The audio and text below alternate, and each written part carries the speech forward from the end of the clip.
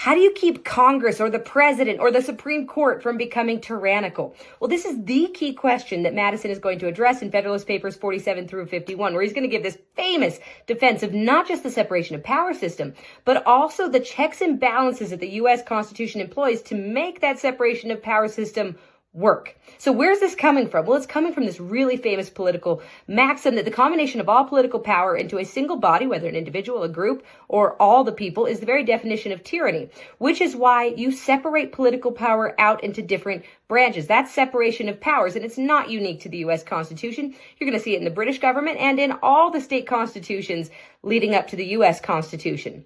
What is innovative is the next step. Why is it taken? Well, because separation of powers doesn't work on its own.